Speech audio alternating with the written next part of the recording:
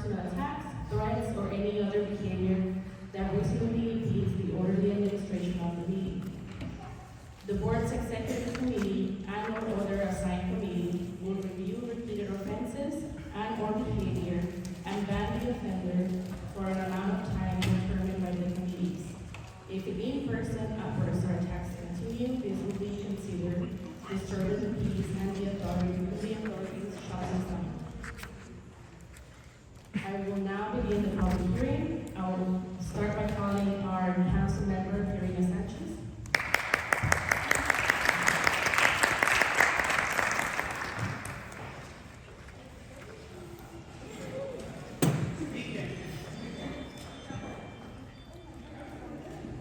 I know, right? So because this is El Leal, I don't post them online, but you get to see them here. Thank you. Good afternoon, everyone. Happy New Year. Stop. Me. Hello? Oh. All right. Happy New Year, everybody. Good to see you all. And Leal, let's see if we can do this, okay? Me and you. So I thank you for letting me go first. I have to take him to bed. Let's see if he will not put my phone on the floor. He probably will. So just a couple of updates. We're starting the year off strong with the Kingsbridge Armory. So the deadline for the RFP was January 18th. EDC, who is receiving the RFP responses, it's a competition now. So we had the community engagement process. 4,000 of you all came out. The mayor and the governor came together to announce $200 million of seed funding for whatever investment. And then the competition opened. So the competition deadline was last week the 18th, because today is not the 18th. And so all that they're saying at this point, it's a very legal process, and they are not allowed to tell anybody that is not within the agency anything about the competitor. And so we just know that we have a handful of very strong applicants and applications, so we're very excited to see that. There's never a dull moment in District 14, as you all know, and thank you for being by our side. Thank you to my incredible team for always just being there when we need to. We had a building collapse in District 14, as you know, at 1915 Billingsley Terrace. I'm very proud. I was downtown in a Democratic conference reviewing some of the legislation that you might have questions about. We were in a Democratic conference. And so my team was there right after the firefighters. And I was there 40 minutes later because I left the Dem conference. And I know I got a lot of questions like, why are you there? You're not a firefighter, you're not a cop, like what are you gonna do? And so the reality is that when situations like this, whether it's a fire or a building collapse, God forbid we have any more of those, and I'm working on legislation on that front. But when those things happen, the community needs a lot of support, right? The impacted individuals and families need a lot of support. So we were there to tell people what comes next, where are you gonna stay tonight, or what's gonna happen next week, the next 2 weeks. And it's been a month. It's been a month and a half, actually. And at this point, it's a second home. Our office is a second home for the 1915 Billingsley tenants because they're taking legal action against the owner who has them living in deplorable conditions, right? So it's something that we don't want to see is an emergency like this happen. But at the same time, it's also an opportunity for people to see their power, what happens when you come together. And so Legal Aid Society is supporting them in an HP action against the owner, and it's just been it's been very uplifting to see them find their power and support them in that, and get a lot of legislative ideas for how do we make sure that what happened there never happens again. Now, what happened there is a big question. People are like, is my building next? So what happened there was that the preliminary analysis is that the building engineer misclassified a structural facade. So the buildings were, the bricks were literally holding up the building, got misclassified. You had workers pulling those bricks, and the front of the building came down, right? So that is an engineer error. That is the preliminary analysis. There's still a lot more investigation to do. The district attorney's office is looking into it. So just very, very grateful for all the levels of government coming together there. But good things also happened in 2023. We had 6,000 individuals come to our office. We're lucky enough to be supported, right? That's what I'm saying. We're lucky need to be supported and work with a lot of legal service providers, and it's just, there's only so much that I have 2 constituent services staffers. Adrian is somehow everywhere, okay? So they work all day and then they come to the community, and from Councilmember Felice's office, what life is like. But we also supplement our services with the help of our nonprofits.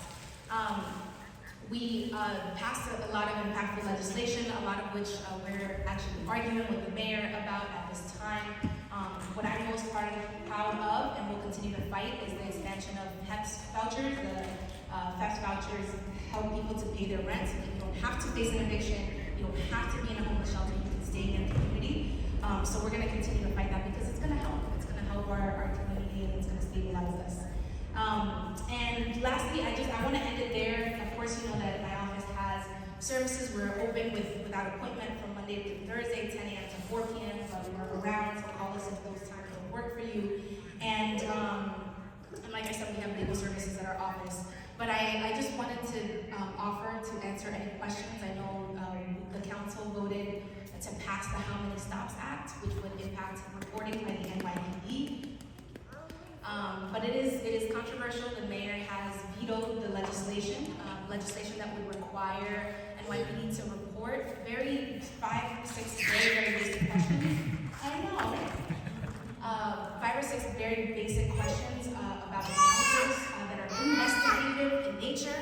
Not, hey, how are you doing? Where's the train station? That does not have to be reported. There's been a lot of misinformation about that.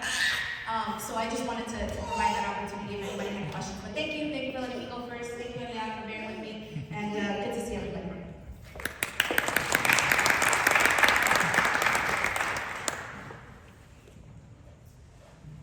All right, next we have Congressman Richie Torres.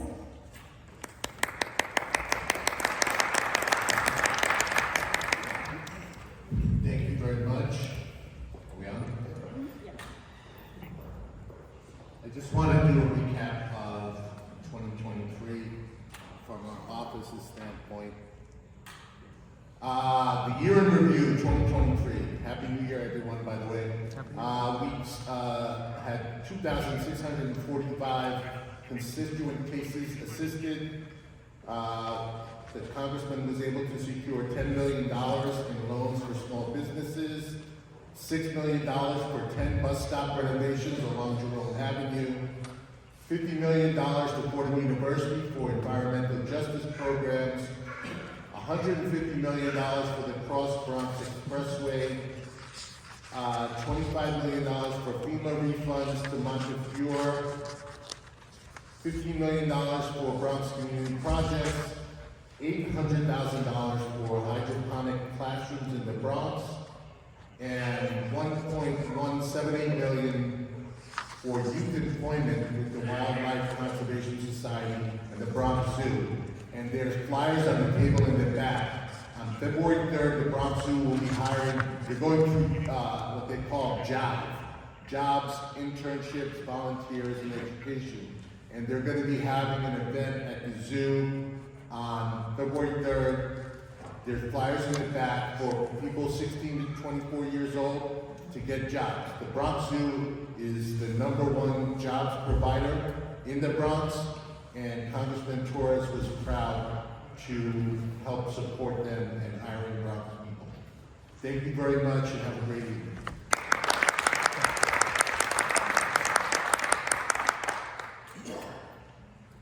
Thank you, Ron.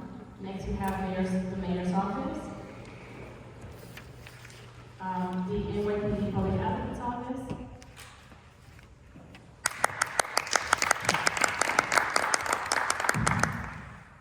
Hi, everyone. So first off, Happy New Year's and welcome and some great holidays. So just a few updates from our office. The council member already spoke a little bit about the legislations that I'm going to talk about. But yeah, it was a big year for the public advocate. We passed in total 11 bills before the year ended, including public safety bills, bills on housing safety, environmental protection, assistance for homeless New Yorkers, and bills to help veterans access the services that they need. So two of the big legislations that I want to highlight are Intro 586, which is the How Many Shops Act. And if anyone has any questions about that, I do not have my cards with me, but I'm happy to give out our phone number, and you can call our office for more information. But that bill will essentially require NYPD to report on all level 1, level 2, and level 3 stops. So this is a measure that the public advocate proposed for basic accountability, data transparency, and all. Another bill that was introduced and passed by the City Council was Intro 549, which is a bill to ban solitary confinement in Rikers Island. Both bills have been vetoed by the mayor, and so our office is now working with the rest of the council to ensure that these bills get passed in this new legislative session. Just double check. Same thing. And finally, in December, the public advocate also released the annual landlord watch list. So you can check if your landlord is listed on there at landlordwatchlist.com. And for anyone who wants to ask any questions, our office, you can call us at 212-669-7250. That's 212-669-7250. Thank you. Thank you, Selima. Next, we have the New York City Controller's Office.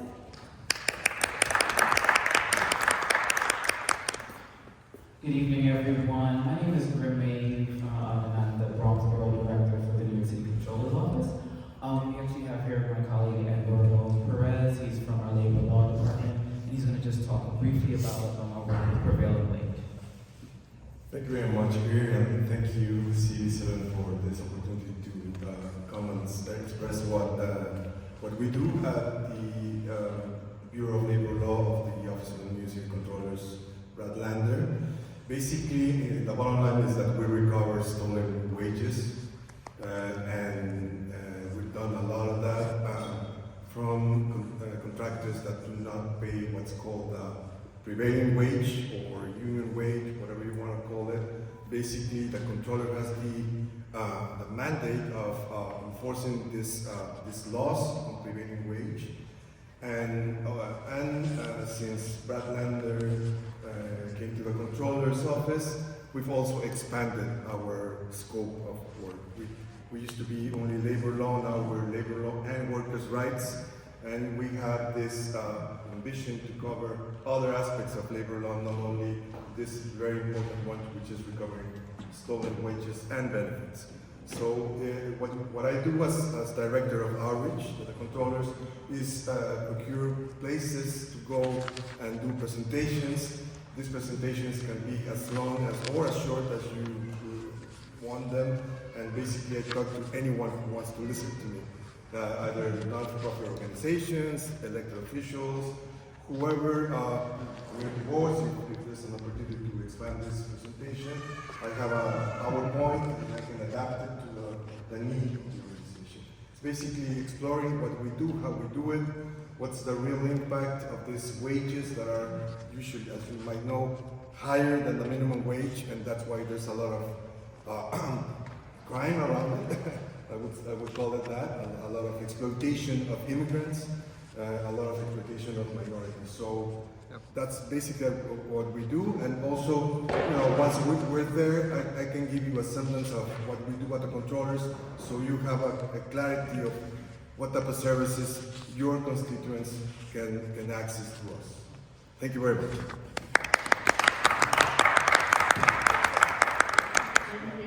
We have business cards. Next, we have our Bronx Borough President's Office.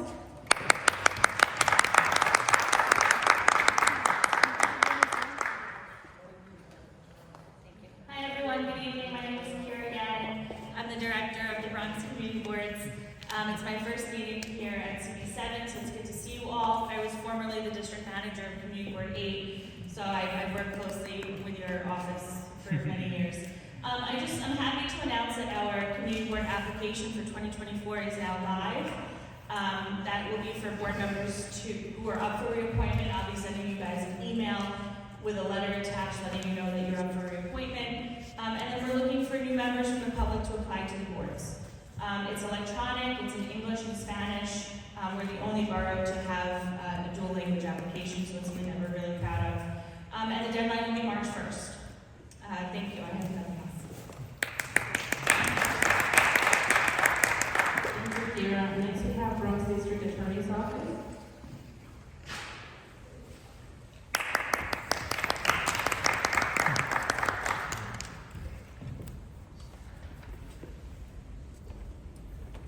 Good evening, everyone. Can you hear me? All right, I'll be very brief. We have 3 announcements to talk about. So the Youth Council for the D's office was pushed back, so the deadline will be 26th of January. So we have 2 more days. We have 69 registrants right now. We would like to get a scope of the Bronx from different districts. So CD9, CD7, 5, 2, 4, etc. So you have more time for you to sign up. Get flyers here. The next, felony trial training. So basically, anyone who wants to volunteer as a mock juror on the 29th of January, I said it's Monday actually, basically training the new ADAs how to select jurors from the Bronx. So the best way to learn about Bronx jurors is talk to people in the Bronx, right? The last event,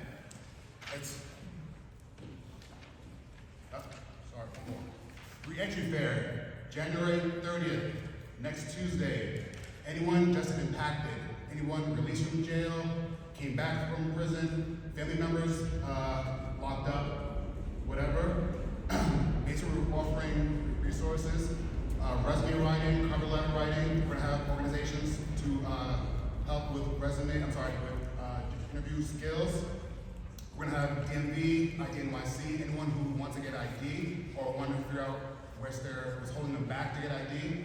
Someone at the Bronx River will help you out. The next thing is identification. So I said DMV, IDNYC. So if you recently released from prison with your release document and your release ID, they'll help you get an ID, a state ID. That's big. So the big thing when you come out from jail is trying to find jobs. Without ID, without cover letters, or without resumes, it's hard to get those things accomplished. So the next registry fair we're gonna have is gonna be in May. I'm jumping the gun a little bit. It'll be in May. The focus is gonna be solely on housing and healthcare. So 3 flyers are here. I have cards. Any questions? I'll be on the side. I'll be here all night. Any questions for me? No. Thank you very much. Thank you, Trevon. Next we have the 52nd precinct.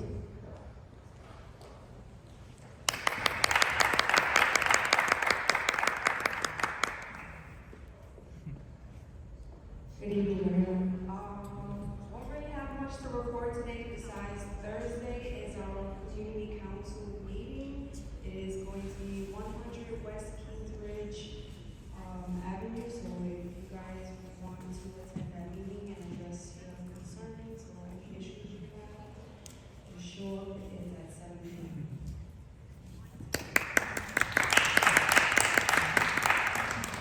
Thank you, Officer Campbell. Next we have New York State Senator Gustavo Rivera's office.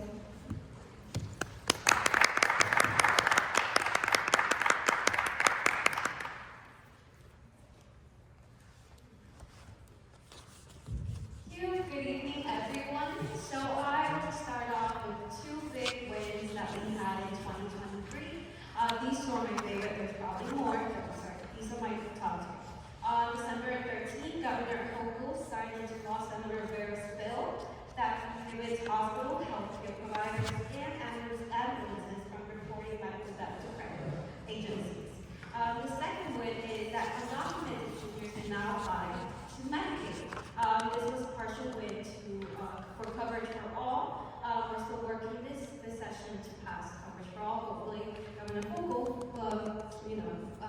So I do want to share with you a couple of events. First, we have our DOF screening day, where we help folks apply for SCREE, DREE, and SHE. We've acquired since January 2022, 2023, apologies. A big part of homeowners, especially in the Riverdale section, but also our Bronx part East section. So we're also doing this for our homeowners. This will be on Friday, February 2nd at POTS. It's near our district office, 2450 Grand Concourse. You don't need to memorize it, all the flyers are in the front. The second event is that we're really proud to partner with HRA to host a benefits day. We will be assisting with one-shot deal applications, SNAP applications, cash assistance, Medicaid, which is one of the things that we heard most throughout the 2023 year in review that our constituents needed. So please stop by our office. This will be held on Thursday, February 8th, our district office. The last event is we've also partnered once again with HRA for Fair Fairs Enrollment Day. This will be once again in our district office, and all the 3 flyers are in the desk. Thank you.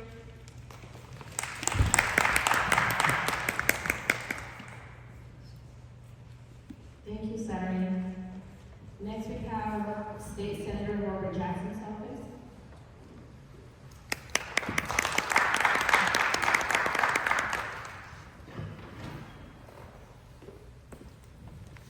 Hi everyone, my name is Carrie Figueroa. I'm a community liaison at State Senator Robert Jackson's office. I'd like to report that Senator Jackson is back in Albany doing legislative session and looks forward to continuing to advocate for his constituents in safety, public safety reform, health, education. Also like to report that we started our tenants' rights clinic with Met Council. The next session is February 13th. In collaborations with New York Cares, our office has donated coats to school pantries at PS4 and PS 132, and we'll do the next one on January 25th. Also, the senator has participated in the mayoral control of our public school system. He strongly encourages people to participate. This is for students to make sure that they have a better opportunity and to make sure that our parents are involved in our children's health care. Also, would like to let you know that the senator is also he's also encouraging parents to participate in the panel for education policy to ensure parent involvement. Our constituent hours are from 9 to 5, no appointment is needed. It's at 5030 Broadway, and our telephone number is 212-514-0173. Again, that's what I have to report today. Thank you all. Thank you, Carolina. Next, we have our council member, Davis.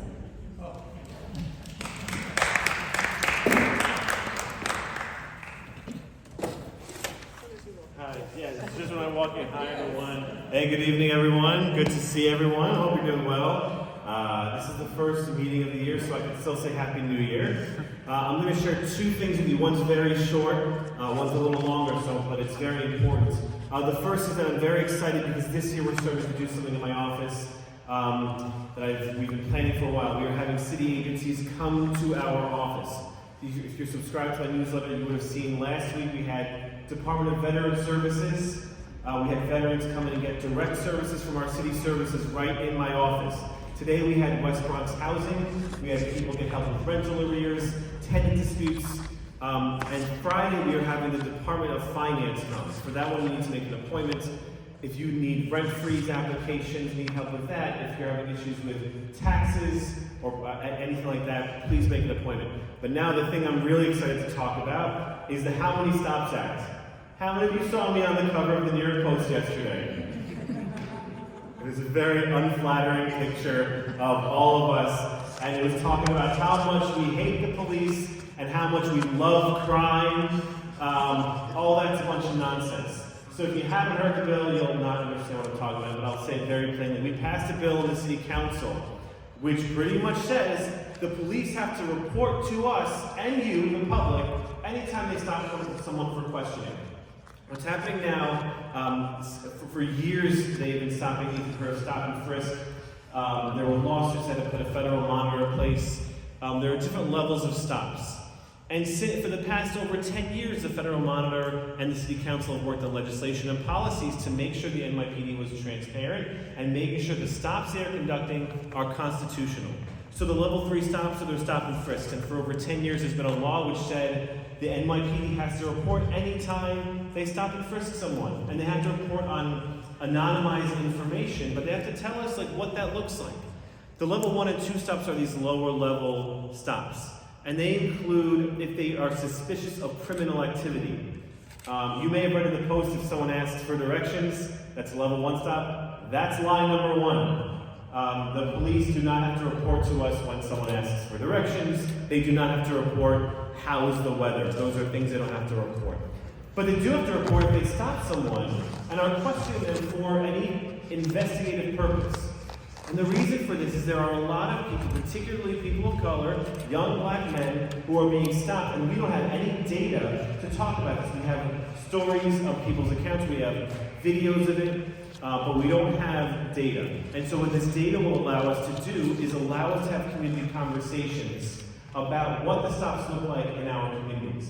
Now the bill does ask the NYPD to report on the apparent race, gender, and age of the person they stop. But they're not required to ask people that information. So some of the things you may have read in the paper say, oh, they're going to have to ask people a question about their whole information. It's not true. And the bill says apparent.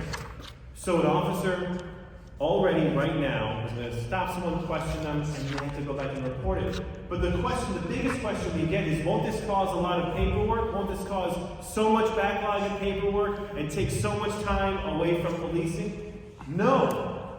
I want my police on the street. I want them responding to all of our 911 and 311 calls. Right now, the NYPD, the police, are supposed to turn on their body-worn camera anytime they engage in an investigative encounter. That's level 1, 2, or 3. They turn it on, they do their thing, and they go back after their tour, they dock that camera, and they are supposed to go through their video already, without this bill, go through their video and tag in the video whether it's a level 1, 2, or 3 stop. And already for level 2 stops, they are already documenting the race and gender of the person they stopped. Our bill simply asks them to include a little bit more information and to share with the public, to share with all of us, so that we as a community can have a better insight into what our police are doing, what those stops, what those questioning, what that looks like, and so we can have community conversations. And to me, that is the job of the council. That is why so many of you, voted for me and elected me, to hold all of our city agencies accountable, to work with them, but also to provide that oversight. What we are looking at now is a veto override, because the mayor and the police department are talking. The mayor vetoed the bill, and he or the New York Post or top people in the NYPD, some of them are saying things that are either untrue or are misleading people to think that police will not have time to be here at our community board meetings or on the streets or working with us in the community, or it will disincentivize them from doing the police work we so value that they do. Again, this bill simply asks the NYPD to share with us and all of you information they are mostly already collecting, and perhaps a few more pieces of information so we can better, as a community, talk about the work we're doing and better understand what they're doing. So we are planning on overriding the mayor's veto of this How Many Stops Act. And I really just came to talk to you all about that tonight. And all the rest of the stuff, I encourage you to follow me on social media, on my newsletter. You may notice that I'm not dressed as I usually am in a nice button and tie, because tonight at 10 p.m. there's the Hope Count. And you may have seen it on social media or in my newsletter. We are going out. I have a team of 7 people of my staff going out and counting the people who are living on the street. We're doing a survey of them along with over 100 people from our community in the Department of Social Services. It's happening all over the city. I felt like a suit wasn't the best attire for that, so I apologize for my clothing. I don't know if there are questions about the bill or questions about the work I'm doing, but I did want to come by and say Happy New Year, tell you about the bill, and encourage you to sign up for my newsletter at ericdinowitz.nyc/newsletter.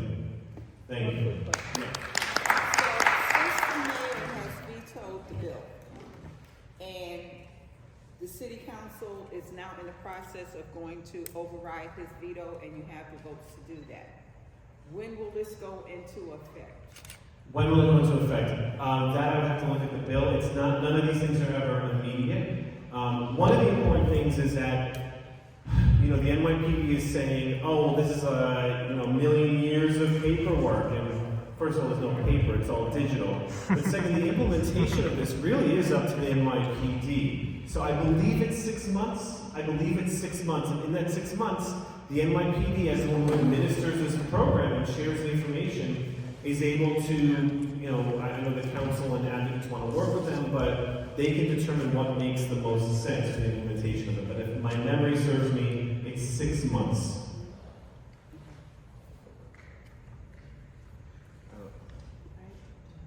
All right, one more question. The last one.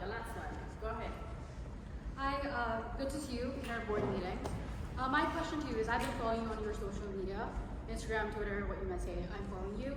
I have seen you post out a lot of things about what is going on in Palestine, right? You have been very vocal about Israelis being attacked. When are you going to speak up for Palestinians?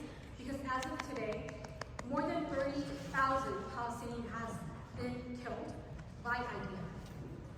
Also, they have killed hospital staff, journalists, who are protected by Geneva Convention. So they're going against their own rules to commit a genocide, to commit an ethnic cleansing. And if you say Hamas is the problem, fine, Hamas is the problem. But would you, to take out certain things out of the neighborhood, are you going to destroy the whole city? So that is exactly what is happening. If they say Hamas is the problem, fine, attack Hamas. Why the entire Palestinian population? How would you justify killing up babies? How would you justify killing up thousands of men, women? That is not right. And as an elected official of our community, I expect you to speak up for all of us, not just one. Because yes, we have Muslim, we have Jewish, which I have no problem with. I love my Jewish people, and I would proudly say that. We have Christians who are also being attacked in Palestine. When are you going to speak up for them?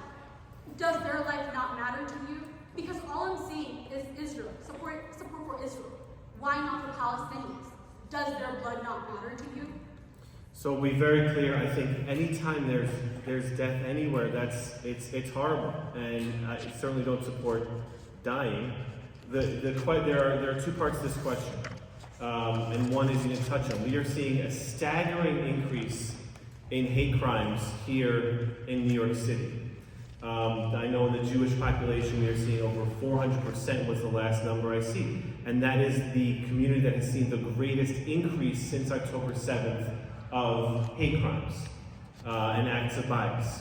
So when we're talking about New York City, I'm certainly going to be speaking out in support of everyone, but particularly those who are most impacted. In New York City, when it comes to hate crimes, it happens to be the Jewish community. You will hear me obviously talking about Islamophobia as well. And there are a few things to point out.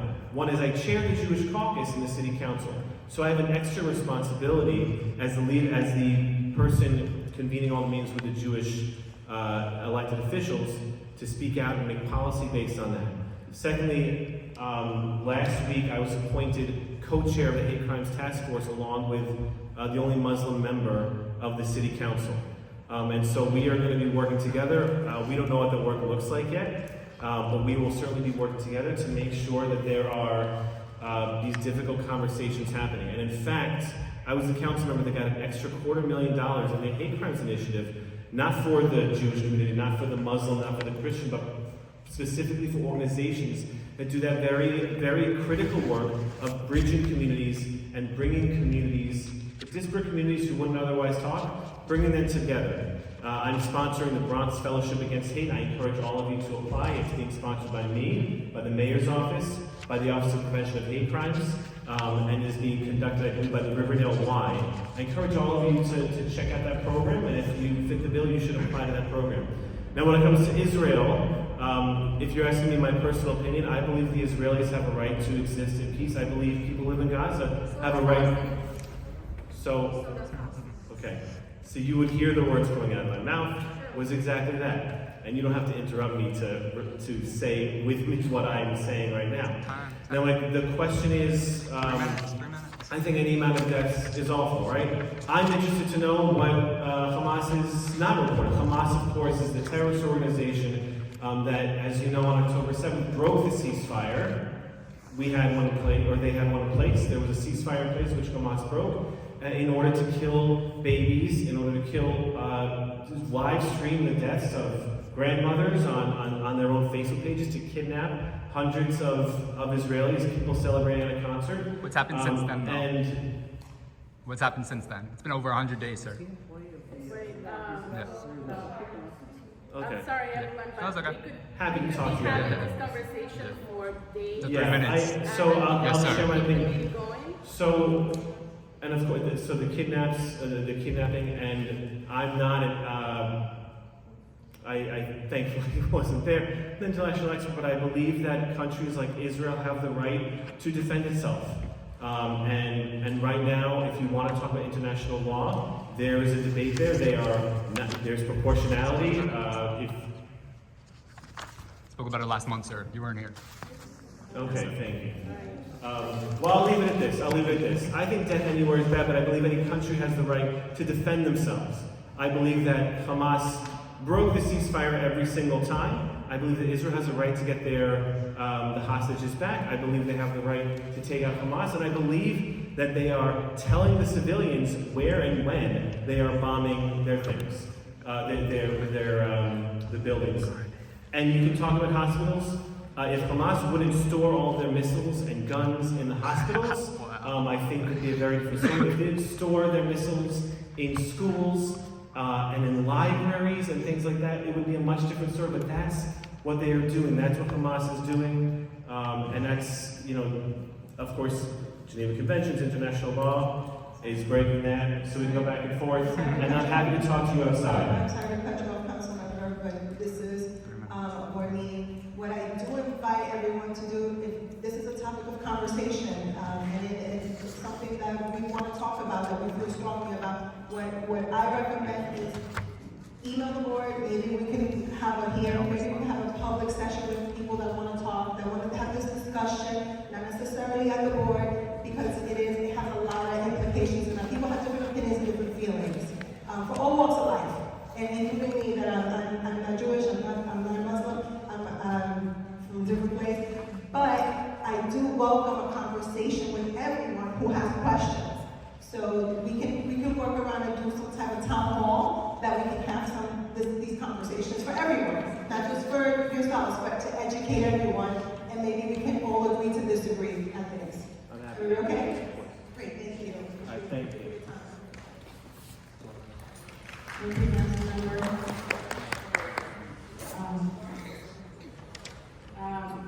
Do we have anyone here from Assemblymember George Alvarez's office?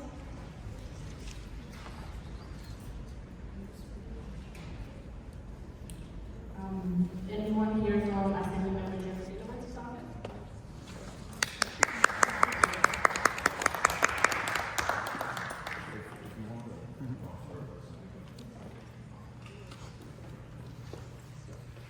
Hello, y'all. Nice to see everybody again in the new year. Happy 2024 to everybody. Thank you very much for having me back, and I hope that everybody had a nice holiday season and a great start to their new year. In general, I know the first thing that I talked about last time, right before the holiday break when I was here, and wanted to inform you all of was at least when, that we got the Bronx, the Henry Hudson Toll Bridge rebate for all Bronx residents that have a funded Easy Pass, as well as their car is registered in the Bronx.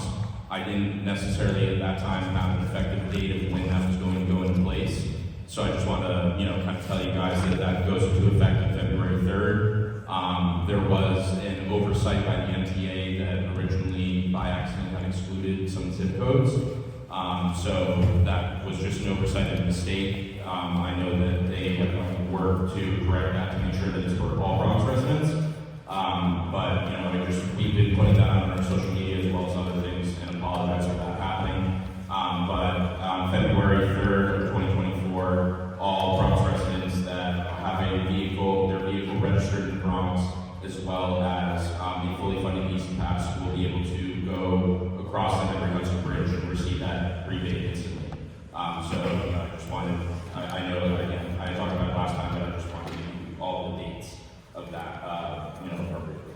So that is good news, and if you need any more information, I've left flyers over there that you're more than welcome to take as well. That has more information as well as parking calendars, for alternate side and so on. Just some two bills that I think that we should highlight that the Assemblyman is very, very passionate about, at least when it comes to this upcoming legislative session while he's in Albany.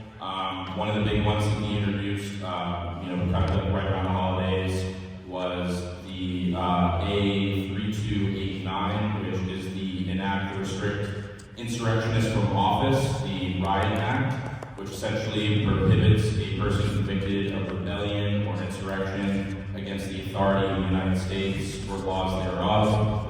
This is kind of similar to those that have been following the news to what Colorado and Maine have done to try to restrict the former president from being able to run. So that is a bill that we had introduced that the Assemblyman had introduced in the Assembly that is currently in committee. That is definitely a priority and something that he's passionate about as like a constitutional somebody a believer in the Constitution. And something else that we had a press conference for last week was A1940, which relates to the statute of limitations of actions related to certain sex trafficking offenses. So essentially, the goal of this bill was to extend the statute of limitations of actions related to certain sex trafficking offenses, providing such actions otherwise barred by the existing statute of limitations, granting a trial preference to such actions, and exempting such actions from certain provisions. I know that sounds like a little bit of a word jumble, but essentially what that means is that the statute of limitations for people that commit these acts is currently at like 5 years. This would make it something where somebody that commits horrible atrocities such as this could be prosecuted at any time. He had a press conference with Manhattan District Attorney Alvin Bragg, as well as State Senator Cordell Clear last week. That it was very important and imperative that the Assemblyman kind of shed light on this, as he's been quite a champion for this issue and human trafficking as a whole to kind of address and help that issue best. But those are two of the legislative things that we that I know that he is very passionate about and hopefully is able to push through the Assembly this upcoming legislative session. And again, if anybody has any questions on the toll rebate stuff, I have stuff on the table over there, as well as anything that I can provide here. Either way, thank you all. I'm excited for happy 2024. Thank you guys for having me. Appreciate it. Thank you, James. Insurrection bill number is 3289 for anybody that didn't hear the insurrection bill number 3289. Yeah. I didn't get everything set up insurrection bill. That directly related to the idea that a certain, not my former president would not be on the ballot in 2024 for the state of New York. Is that what is insurrection bill or is it larger than that? Oh yeah, it's the state of New York. It's the state of New York. Yes. Yeah. No problem. Anybody else? Thank you, James. Yeah, thank you. And next we have our Bronxborough president.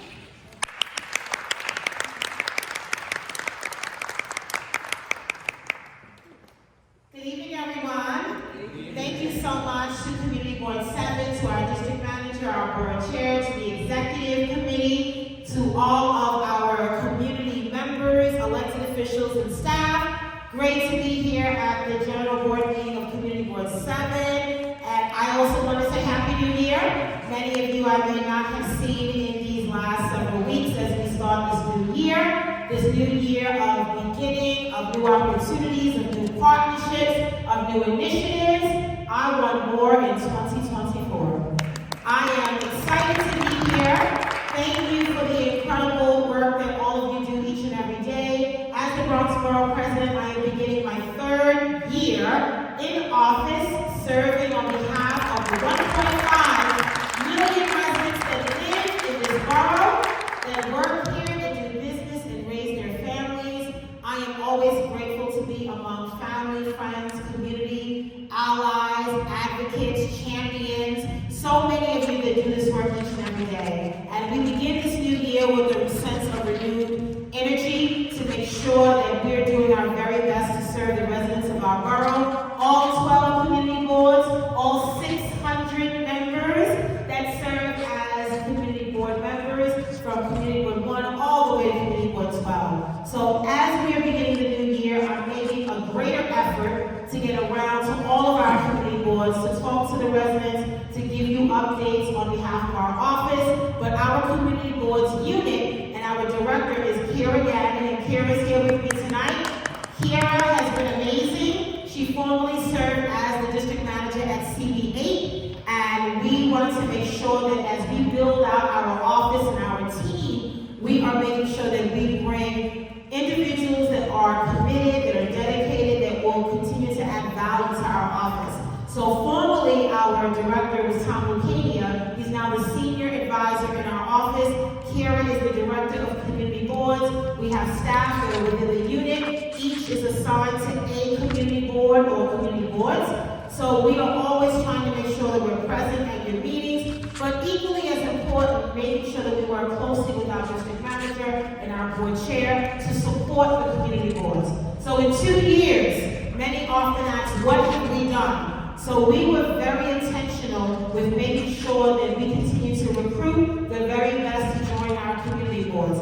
As young as 16 years old, heavy recruitment at the high school level, making sure that we can bring on young people, 16, 17, and 18, making sure that they have a seat at the table and they are a part of conversations that bring change to our community, because we know that all of this work is about the next generation of leaders. So we have been adamant about recruitment, and this year we're doing the same. We also made the application electronic because we wanted to make sure that we are embracing technology and we're reducing our reliance on paper. And we also wanted to make sure that as we digitize the application, we really make it more accessible. We are the first borough out of the 5 in the city to provide our application in more than 1 language. So excited to say that. So our application is in English and Espanol, and it is a reflection of this borough, of the diversity of who we are and what we represent. So the applications just went online a few days ago on our website. We're using media and different modes of communication to share that, so that this year's applications, we get a lot of applicants that want to join. We're working with the members of our team, but we're working with the leadership of CB7 to make sure that any vacancies that we have on 7, we're able to recruit the very best. We've been very particular about looking geographically across each community board, making sure that we bring diversity when it comes to profession, experience, urban planners, architects, first responders, nurses, social workers, guidance counselors, veterans, residents that live in public housing, homeowners, tenants, members of the LGBTQIA+ community, people with disabilities. We want to make sure that everyone feels connected to our 12 boards. So that process is underway. You all know about the Code of Conduct that was also instituted last year as a result of our reforms, because we want to set the highest level of standard when it comes to what we expect of every member of our community board. And we have many of our residents that serve unpaid, volunteer, serving their community, and we want to make sure that everyone sees this work. It's really sometimes disappointing when I have to talk to media about some of the negative things that happen instead of all the great positive things. It's like no one wants to read about that, about community boards that are meeting, talking about projects, development, new schools, new parks, new playgrounds. I'm excited excited about that. I don't know about anybody else, but I'm excited when we get new parks, we get new playgrounds. Even an elevator at the subway station is exciting for me because it recognizes that people need access to our subways, to our buses, to our mass transit, and that's important. So I get excited about elevators. And as we begin this new year, we're also making sure that we're talking about a lot of the capital projects that are before our borough, specifically for 7. You all know Councilmember Diana Sanchez, myself, the Assemblywoman Udalga Tapia, the Senator Robert Jackson, Congressmember Adriano Espaillat. We are working with EDC, we're working with CD7 to reimagine the Kingsbridge Armory. So excited about the possibilities. We have a number of proposals submitted to the city, and we will come together with a plan. We got 4,000 ideas from residents all across the borough and the city about what they envision for the armory. And I know many have said, Ms. Gibson, we've been around this block 20, 30 years, and we've not seen a real plan. You are going to see a real plan this time around. 3rd time's the charge, and this community and this project has women at the table, and that's the difference. Like, we're gonna make it happen. The council member and I and all the electeds are really excited about the Kingsbridge Armory. We're looking at a number of different ideas: jobs, economic development, small businesses, supporting our entrepreneurs, vertical farming, so many things that we know that we need from an equity and justice perspective. So be on the lookout for that. As you know, the website is togetherkingsbridge.com. You can get updates, you can sign up for newsletters. We're doing a lot to make sure that this is a real vibrant plan that we can all embrace.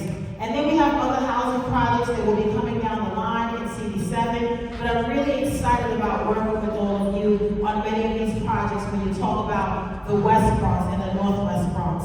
And so once we get through the application process for new applicants, for reappointments, for 1- and 2-year terms, we will have an orientation again, just as we did last year for the new members that joined us in 2023. Last year we also had a summer event. That's something that we are committed to doing again, because we realize that you don't always get the recognition you deserve. And I appreciate all of you as your borough president for doing this work, for serving your community and representing the children and families in your community. That's what public service is all about. We can do the work. We don't all need a title to do the work. And if you do the work, the title will come. And if you realize that we are all better together, when we align together, we truly can make transformative change, we can truly make an impact and really make a difference.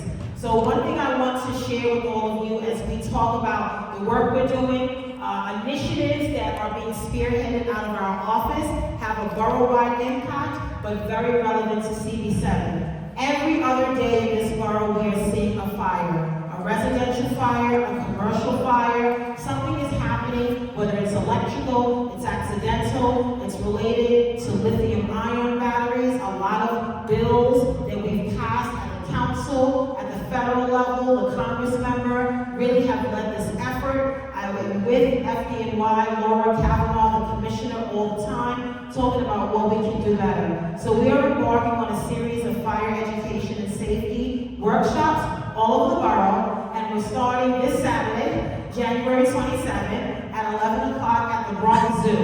And we are providing free access to all of the exhibits at the Bronx Zoo if you come to the workshop. We want to make sure that people see that the need is there, but also we want to educate folks.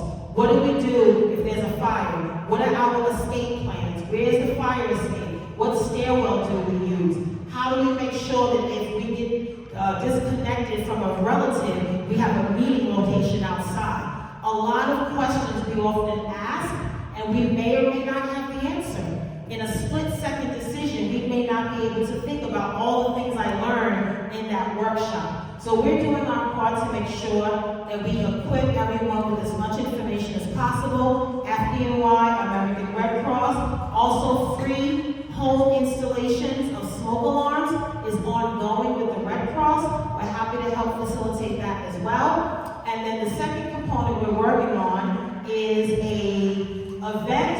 for everyone actually. I thought it would be for just our older adults, but it's actually for everyone. The Department for the Aging is joining us, and we're doing a seminar on living wills, on trust, and power of attorney.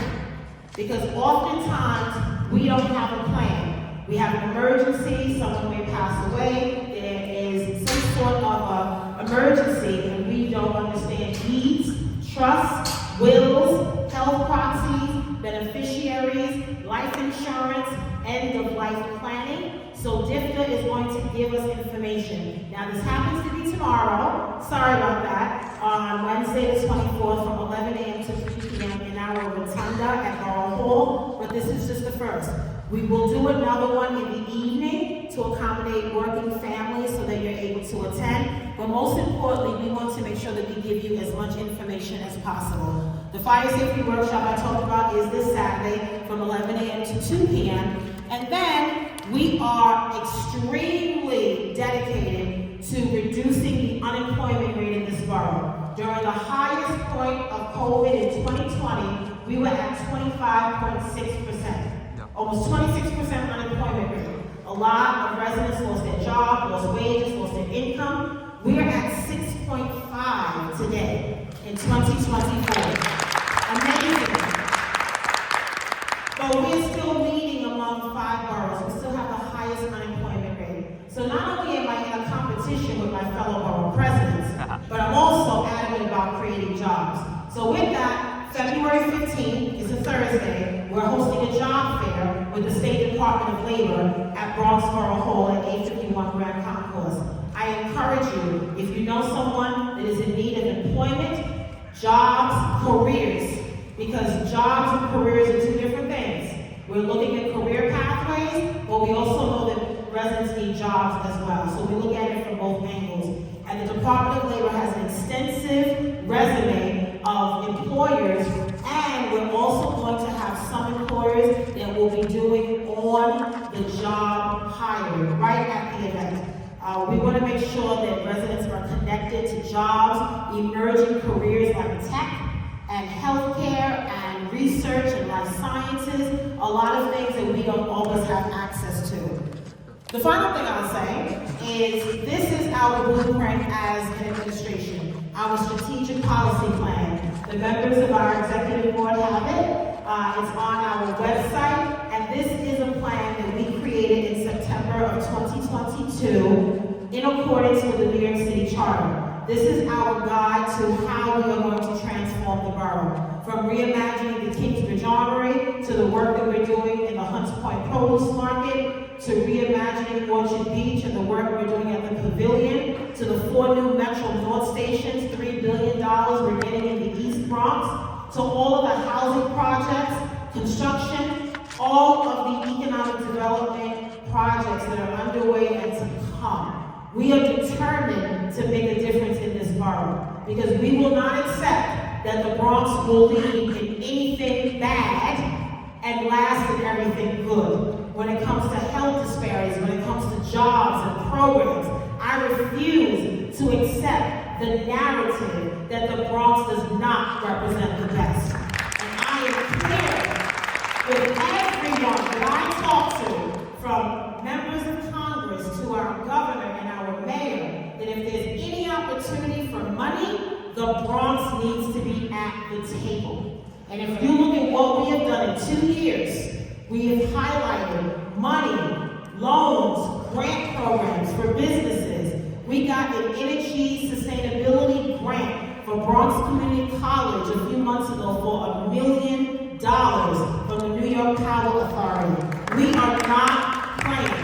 There is too much at stake when you think about homelessness and so many young people that don't have access to programs. When it comes to after school and Cornerstone and programs that make a difference. So I am excited as we begin this new year.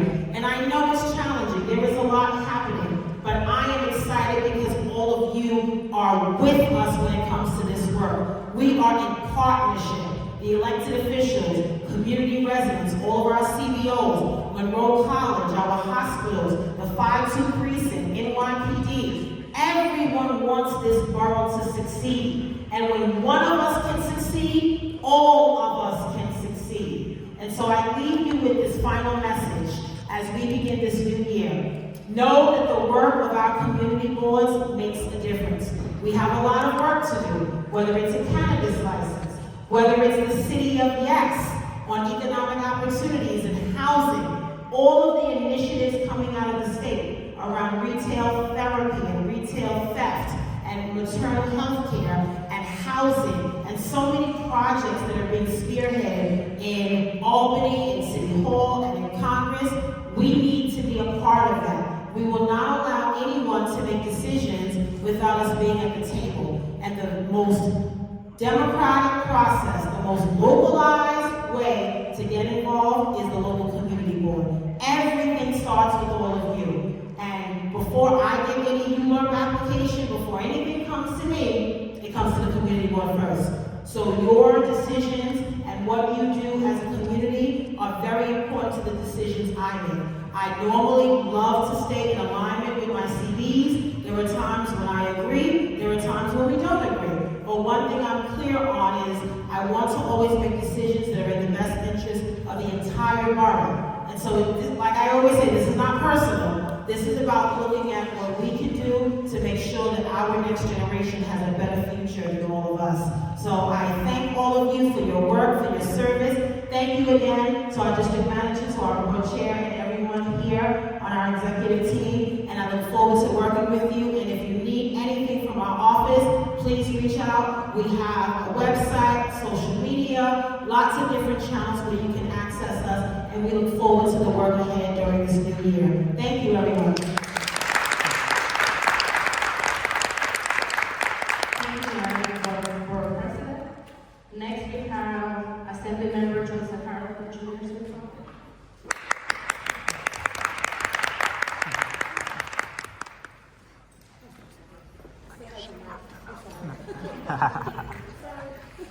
Good evening, everybody. Happy New Year.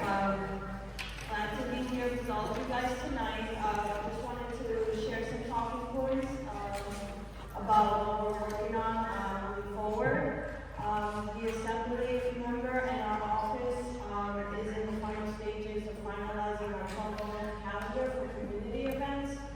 I can tell you some of the events to look out for in the coming weeks, so please stay tuned to our social media platforms and email blasts for flyers and more information. We're also starting in mid-February. We'll be holding once a week a free tax prep service at our office. This is by appointment only, and we'll have more information for you soon. I know everybody is also interested in the shredding events. They will begin in April, and this is because that's when generally the shredding events begin with ESNY. And then our office is also in partnership with NIEC to offer housing specialists that comes to our office twice a month. This specialist can help with all of your housing needs. This service is by appointment only, so please call our office at 718-409-0109. Schedule an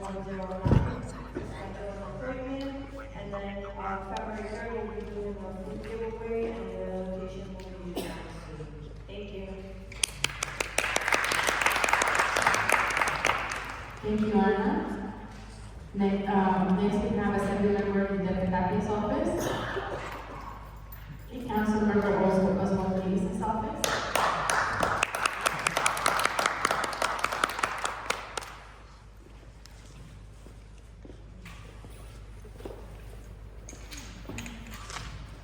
Hello everyone. Happy New Year everyone. I'm from Councilmember Oswald Felice's office. You'll come to our office. It's located at 573 East Fordham Road on Huffman Street. Our hours are from 10 to 5 now. We also have an immigration lawyer by appointment only. She's from Cutie Citizen now. Also, the council member was chair of the small business committee. So if you want to know more about legislation, you can hit up our legislative director, Guillermo Rodriguez, at rrodriguez at council.nyc.gov. Also, we're going to be having a tax person coming into our office from Monday through Thursdays. Not sure on the dates So you can come by our office. I believe it's for people that live in the district. You can call our office at 718-842-8100. Thank you and have a great day. Thank you, George. Next, we have Robert Clark from Success Academy. All right, moving on, Rodney Smith from Children of Promise. All right, moving on, we have Kaishona Collington. I apologize.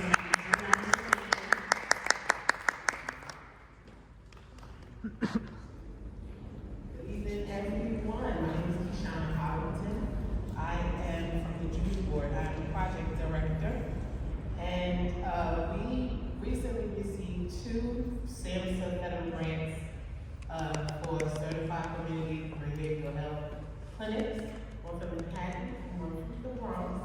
And I'm here today I intended to inform the board of our application for an OASIS license to expand our services. The CCPHC is an evidence-based model to have behavioral health and mental health services in one place, right? Instead of receiving,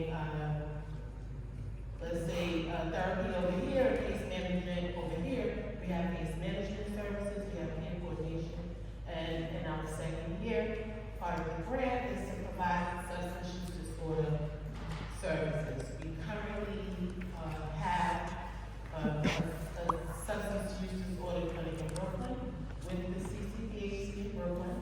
We have one in Staten Island, they're growing their SUD clinic, and currently in the Bronx clinic, we are located at 2488 Grand Consult. We provide injectables already for some treatment for SUD, and we intend to expand our services to support the community. We are currently building our community advisory board as well. So if anybody is interested, I have flyers on the table that look like this with contact information. It provides a detail about what we are, what we do right now as the outpatient mental health clinic. And we have ACT-PROs, we even have an early childhood treatment center. We provide services across the lifespan from 0 to expiration. We provide services to we have support services such as bereavement. We have Bridges to Care program that provides like concrete referrals in the community, and we are also looking to expand our community partnership portfolio at the Juice Board. We are one of the largest human service agencies organizations in New York City, and we are proud of our work. Thank you very much. Thank you. Next, we have Patrice Wallace Moore from Arms Makers.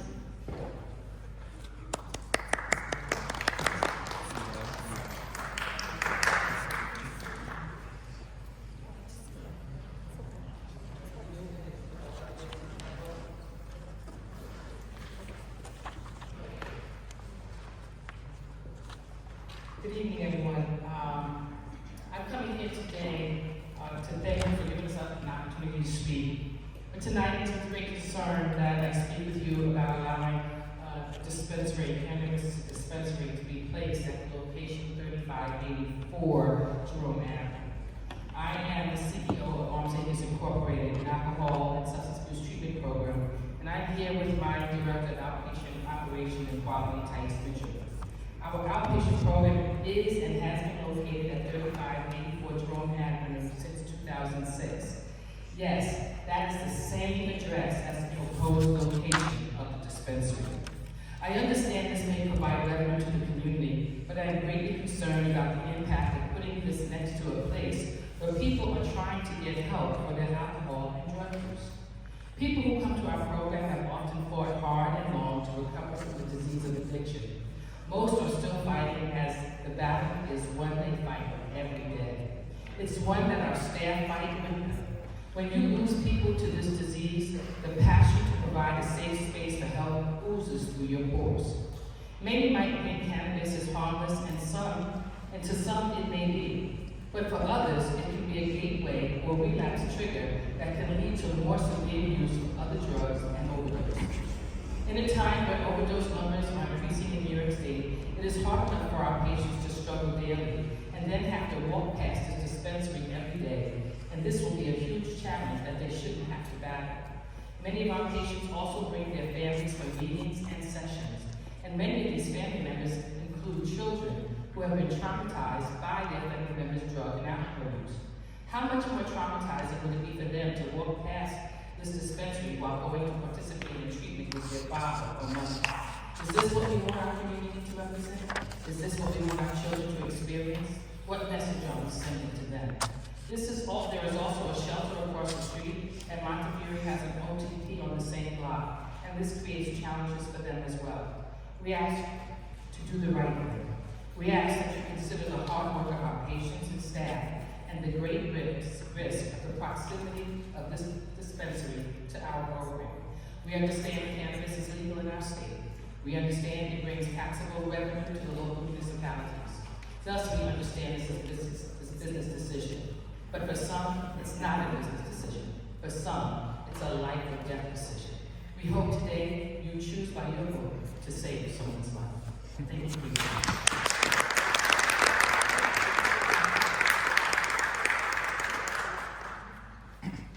Next, we have Rena Castro from Oshuna Montefiore Community Center.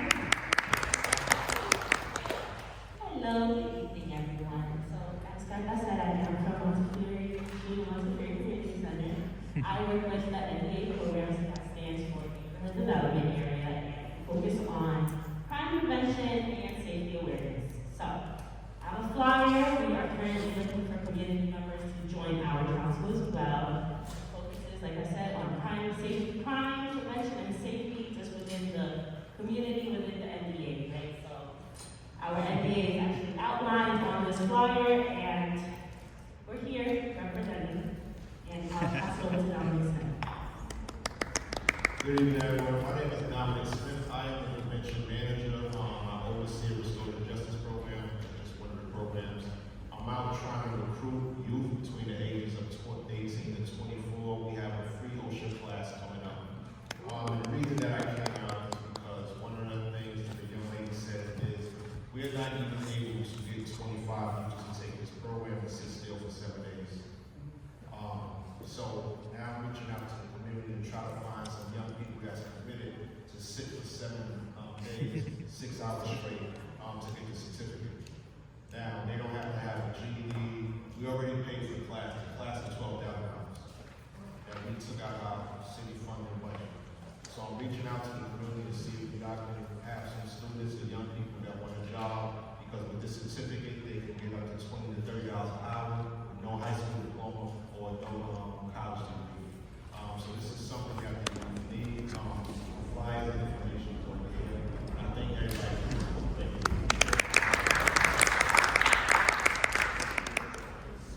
You have a question? The quick question is, what's the discipline of the OSHA certificate you guys have provided for us? It's an OSHA 30. Also, for what? We got construction, we got, there's different. It's the whole game. So it's OSHA 30 from the flag.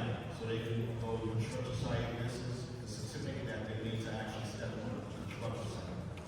So it'll cover the whole thing.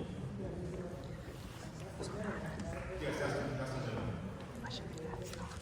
Well, we're gonna get the date already paid for when we get the 45 tickets. And the classes will be held at Monty's? Yes, they will. 3450 DKI. Okay. Free. Yes, it's free. Thank you so much. Next, we have Meg Ventura.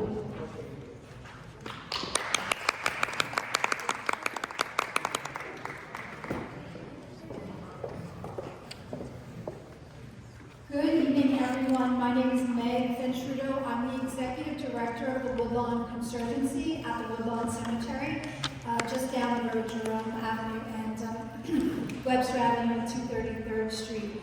I'm here today to share some news with you.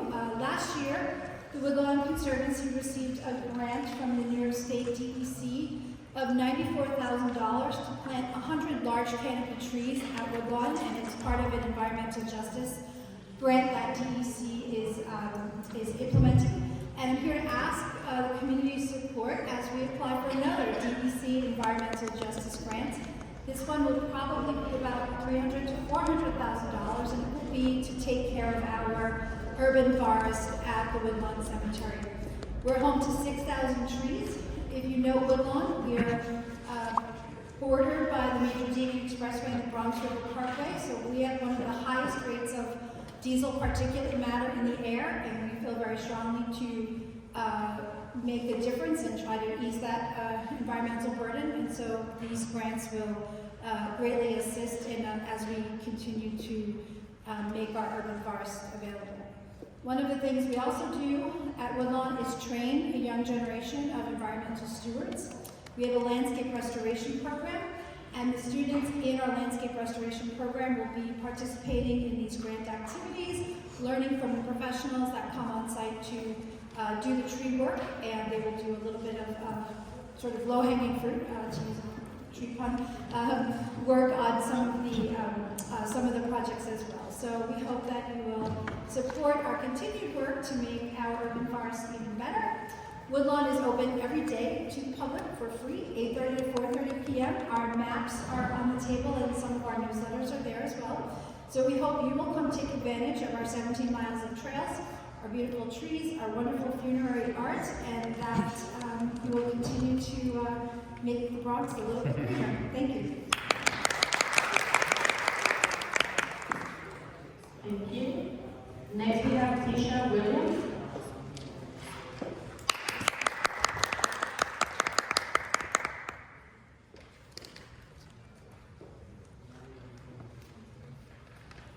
Good evening. Last time I know I mentioned about the budget cuts and the hours that were under renovations that weren't going to be open because of the cuts. That's Melrose and Hunts Point. On Monday, February 15th, we received news that the libraries will be exempt from the additional budget cuts of 5% for the mid-year.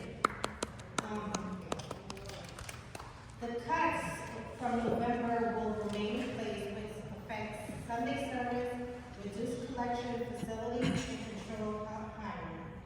Additionally, we are likely to still face reduction for the next fiscal year, 2025. On February 7th, librarian staff will go from NYPL, PPL, and Queens will be going up to Albany to lobby to state electors just to let them know the importance of libraries and how libraries benefit the community. Starting on the 29th, BLC will be having free tax prep from 10 to 1, Monday, Wednesdays, and Saturdays until evening.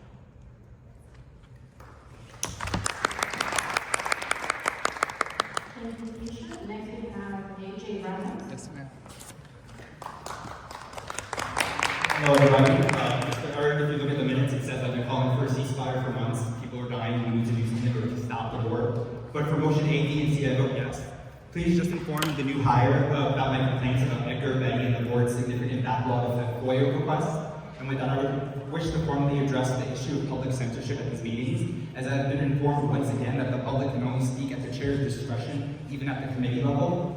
Having filed previous complaints about a few chairs and executive members, including Edgar Ramos and Betty Arce, I am challenging this policy and these practices because they contradict our American values of democracy, but also oppose the comptroller's audit on community boards that I keep referring to at these meetings. Please check the minutes and the videos. Before my rights to free expression, speech, and redress of grievances are further suppressed by this board, I just want to say I find this unacceptable. Silence equals death. Inaction is inaction. Despite the prior warning, CD7 is reverting yet again to their old practices. The current DM is now to blame, as she was not the responding DM to the audit District Manager Bravo was, and the past leadership was. As they have failed to properly apprise, address, and inform the board of the audits and the findings, you can't really blame them. You just have to hope for change. This, plus the recent censorship and whistleblowing retaliation against me, I find are extremely odd and puzzling, especially since the board's inability to provide this in written documentation for me, basically pulling out air without any sources to cite where they're enforcing this only chair's discretion and the public's view. This is not 1984. New speak and thought crimes are not real, they should be fictional. Dissenting and diverse opinions should be welcome. Thank you so much. Next we have Diane Mitchell. Next we have Jade Anderson.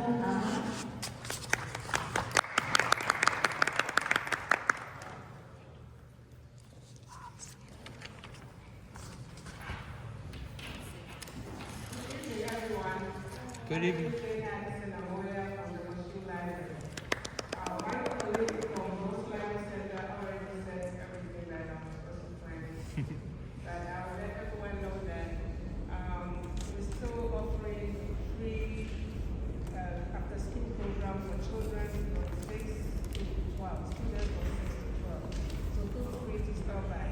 You're also offering in-person programs for all ages.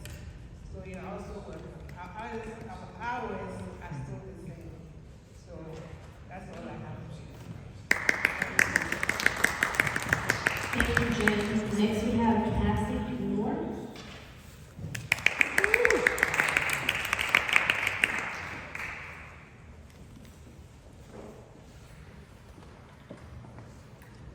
Hi everyone, Happy New Year. I said most of my stuff to our council member. I don't have much to say, but since we have another official representative available today, one thing that I want to bring our attention to is rise of drug addiction, which I had brought last time, and I'm going to bring it this time again. There are a lot of smoke shops around. I personally live in Kingsbridge, Cambridge, around that area. And if you walk around the school or around the neighborhood in general, you're going to at least see 4 to 5 smoke shops, which are dangerous for students, which are dangerous for elderly, for everyone. Drug addiction is bad. Another thing, if we want to talk about where the drug addiction is coming from, mental health illness. 2024, it's not a joke. Mental health illness exists, and I would like to see our elected official acknowledging our needs and really working towards closing down those smoking shops, especially considering they're right nearby schools. And last time when we had our board meetings at a school, our principal expressed that their students are closely being affected by it. So if you were there during those meetings, please take notes, and I expect our representative and politicians that are showing up, which I think, to stay toward the end. Otherwise, that is disrespect of us public time, because we are here to communicate our needs. We're doing the research for you. You just have to acknowledge it and work towards it. Thank you so much, everyone.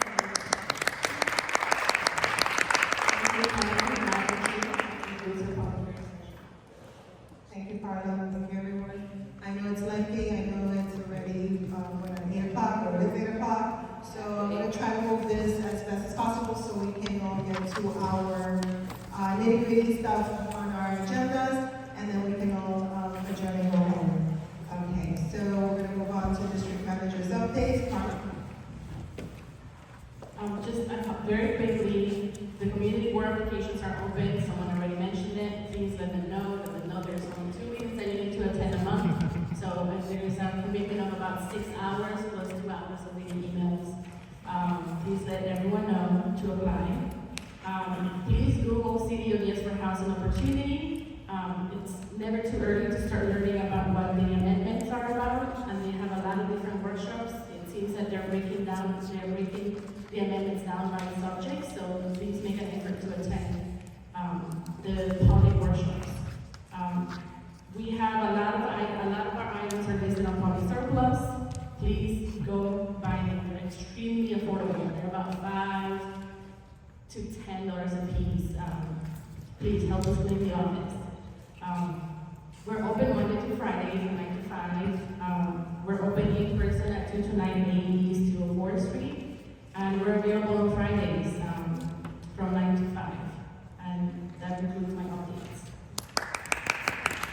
Okay, moving on to my remarks as the chair, I just want two quick things we discussed already. The community board applications, if you know your neighbor, a student, your children of 16 and older, anyone that wants to be committed to being a part of this process, encourage them to go online and join. So that's one part.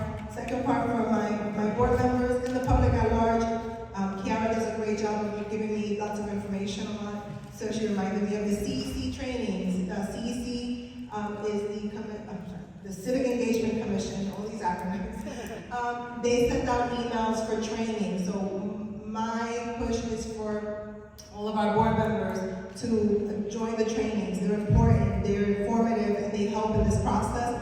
To the public, if you can join them as well, it gives you an idea of what we do, who we are, what the process is for us, and how we engage the community at large. So those are the two things for me today. Moving on, we're going to take, I'm taking off my chair hat and putting on my secretary hat again, and I'm going to take the roll call for today. So for CV7 attendance, here we go. Lily Santos is absent. Tasha Andrews. Thank you. Betty Arce. Jahira Arias is present. Emanuela Samoa. Eric Asensio. Present. Michelle Avila. Damaris Barbosa. Toby Buford. Manjor Shahuri. Kimali Corley. Sandra Erickson. Hugo Gonzalez. Alfred Grant. Lowell Green. Lowell Green is present. Leslie Harrison. Helene Harley-Kanowski. Present. Jane Hill. Present. Mama Bourgeois. Andrew Leosa. Present. Rosalie Leslie. Jesus Lopez Jensen. Present. Jenny Medina. Cassie Moore. Here. Marielle Parafeliz. Present. Diana Peña. Daisy Perry. Present. Edgar Ramos. Janelle Robinson. Christiana Robles. Present. Robin Roland. Robin Roland, present. Thank you. Chad Royer. Chad Royer, present. Thank you. Mamadou Sawane. Carlos Sosa. Samantha Sabates. Samantha Sabates, present. Barbara Stronser. Present. Gwendolyn Thomas Steve. Adeline Walker Santiago. Jake Wilson. Present. And Bernard Wright. And with that, we have a quorum so we can conduct board business. Okay. Moving on, we had in December, we had a nomination for secretary, and that was Ms. Helene Harmon-Kanowski. She's sitting at the very end of our table here to my left. We are going to ask if there's any abstentions, and we're going to cast a vote for her. And I'm going to pass it on to Barbara. I cast one vote for the entire community board to appoint Helene, our next secretary. Do we have a second also? Yes. Any discussion? All in favor? Aye. All hands up? I want to see all hands up. Thank you. Anybody opposed? Abstentions? All right, congratulations, Helene.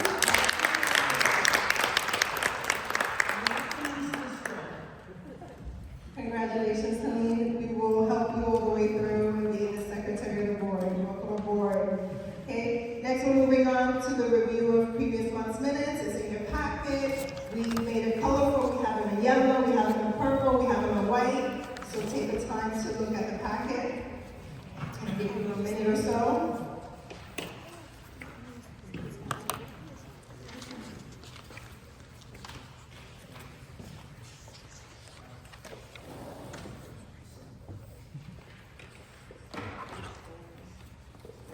Just to give you feedback. accept. This starts on page 4.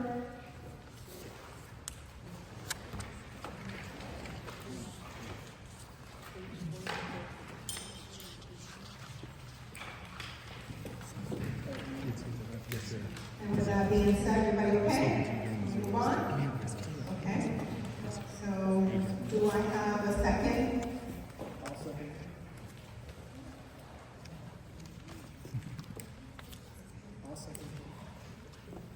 Do we have a second? Chad? Thank you, Betty. Thank you, Eric. Okay. So with that being said, Luis Acosta is absent. Tasha Andrews? This is the motion to approve minutes. Betty Arson? Jahai Rivers is yes. Manuel Elizabeth is absent. Eric Asensio? Shah Ali is absent. Daniel Rose is absent. Toby Buford? Thank you. Andrew Shahar is absent. Kimali Cordy? Thank you. Sandra is absent. Hugo Gonzalez? Africa is absent. Lowell Green? Question. Which motion are we voting on? Motion of December's minutes. I accept. Leslie Harrison? Helene Harmon-Kanowski? Thank you. Jean Hill? Jean Hill accepts. Thank you. Ron Joel is absent. Andrew Leosa? Thank you. Rosalie Leslie? Absent. Jesus Lopez Jensen? Approved. Thank you. Jenny Medina is absent. Ozzie Moore? Thank you. Marianne Feliz? Diana Peña? Daisy Perry? Thank you. Edgar Ramos? General Robinson is absent. Christiana Robles? Approved. Robin Roland? Chad Royer? Someone is absent. Carlos Sosa is absent. Samantha Subatas? Samantha Sparks approved. Barbara Chaucer? Gwendolyn Thomas Lee is absent. Howard Rose Santiago is absent. Jay Wilson? Thank you. Bernard Wright is absent. Okay. Motion passes unanimously. Okay. Moving on. Okay, so we have three motions on our packet. First one, it comes from the executive committee. However, I want to give some feedback. This motion was originally presented at the health committee. However, they did not have quorum. Therefore, the motion was moved over by our rules to the executive committee. Now, I want to put on record that there was a lot of discussion for this motion. And in this packet, starts on page 15, and then 19 through 30 kind of gives an explanation of the actual motion and the presentation that came from the Cannabis Adult Use and Retail Dispensary licensing application. So this gives us a background on what this process looks like coming from the state. And we know it's not the most popular, but it is here. And these are things that are happening, and these are big conversations and things that are coming to our board, and we have to be mindful and present of it. Okay, with that being said, does anyone from the health committee who was present at the health committee or the exec want to add more to it? Anyone else? Betty? Yeah, I think I can be heard. Just as the chair has indicated, it was a difficult, use the mic. It was a difficult discussion. We went back and forth on the merits and the concerns raised by all of us. Having heard from one of the tenants in the building, we also took that into consideration, the proximity to a facility that also works with individuals who have substance abuse or alcohol abuse issues, and how this might impact on their continued recovery or any influence on them. So it was really a hard decision to come to. We consider the fact that it is far enough away from a school, not far enough away for many of us, but at least it meets the requirements for distance, and as well as a house of worship. Again, these are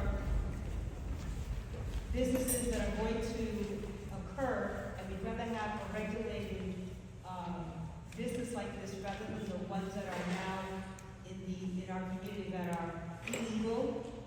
These are regulated by the state. The product has to be produced and regulated within the state, whereas right now those that are received throughout our neighborhoods are not regulated. It should be like the first cannabis shop in our community or in our borough that is regulated. So it is a very hard decision to make. I'm not pro or against the use of cannabis. I'm saying, as the chair said, this is going to be happening. So let's try to come up with something that's doable. And that's all I wanted to say. That we really thought about this very, very carefully. I don't know if anybody else has any other questions or concerns. Well, the motion, The motion stands on page 19 and it reads, Bronx Community Board 7 to consider sending a letter of support to the Office of Cannabis Management for adult use cannabis retail dispensary license at 3584 Jerome Avenue, Bronx, New York 10467. Do I have a second to continue the discussion? second. Thank you, Jean. Okay, with that being said, we did bring up Arn Acres, and we're glad that they came here today. That was part of the discussion because we had a map of the other businesses and other things in this area, so that did come into our discussion. And we did do the very best that we could as an executive board to come to a consensus of this motion, and this is why we're presenting it to the full board today. It wasn't easy. It was, like I said, we had a lot of discussions back and forth about this. So that would be said. If anyone wants to have some questions, I'm going to open the floor for that. Toby? Is it the address is 353458? The address is 3584 Jerome Avenue. Isn't there junior high school? Aren't there schools right there? Around the corner. But if you read the packet, this applicant is meeting the criteria that the state is providing. So that's something we unfortunately cannot fight because they're following the procedures that the state has put in place. So our action here is to consider sending a letter of support to the Office of Cannabis Management for adult use in cannabis retail dispensary license. And just so to tell you the distances, dispensary has to be 500 feet or more away from a school and 200 feet or more away from a faith-based organization. And that our 200 feet away from any establishment that services the youth. And that's how they measure the distance. Question was not here. Google? Okay, I assume that the Office of Cannabis Management has a process to renew whatever business will be established at whatever location. My question is the actual location. Is there a process that automatically checks like every 5, 6 years, every 10 years to see if that location is still appropriate? To be honest, I don't know. This is all new to all of us. All we're being told is they have to be a specific feet away from certain schools and certain businesses. How the state is going to continue to check on these businesses, to be honest, and I don't want anyone to misconstrue. We don't know as of yet. So my question arises because let's say everybody agrees, we say, and let's say that's the perfect location, and then 5 years from now, change this, and all of a sudden we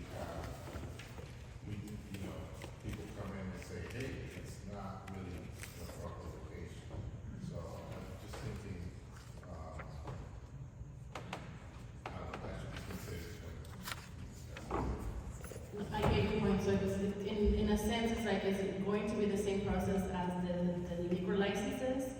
And that's something that we don't know, but it's, whoever wants to bring a school nearby will probably have to canvass the space and see that there is a dispensary already within the neighborhood, and I guess they will look for an alternative location.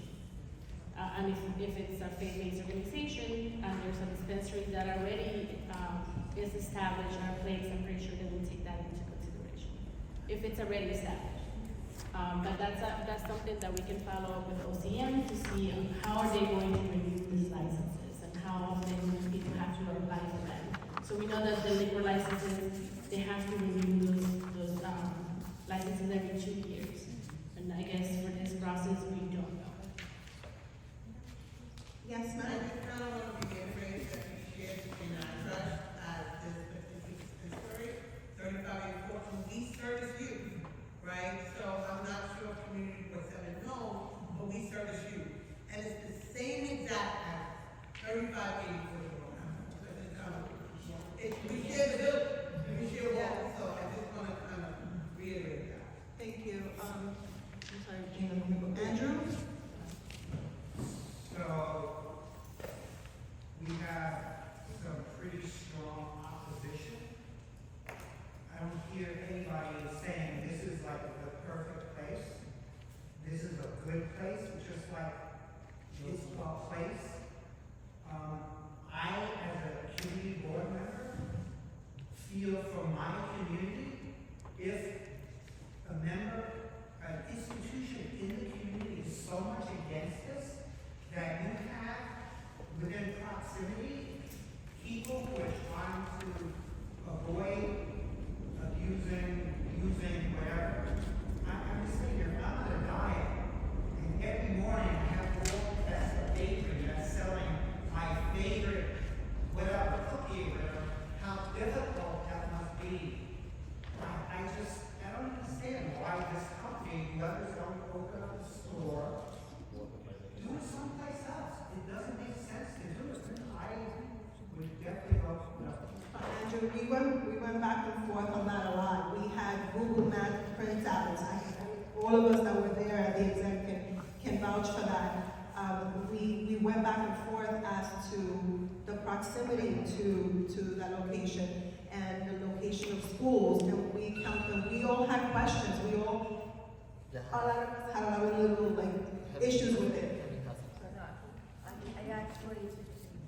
I know it's important to have a legal cannabis establishment.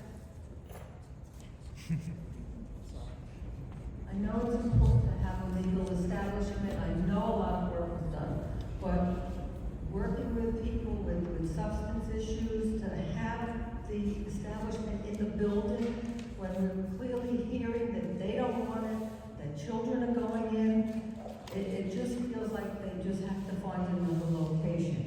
I feel bad about it. I wish they found another location, but it doesn't feel like the right thing to me.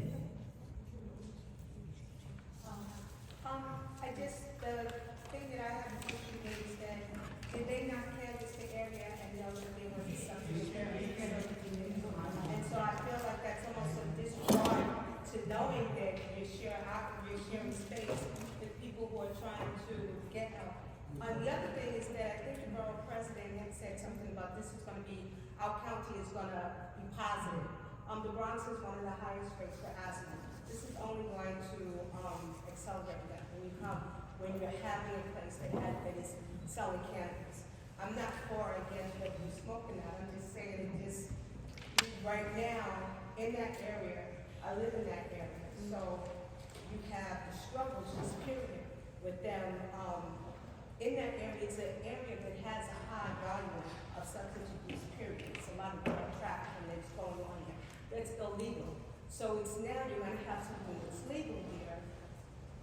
That's hard for when somebody's coming in newly trying to get themselves together. And I know I was a substance abuse counselor, so you have a lot of times when people say, well, it's just weed.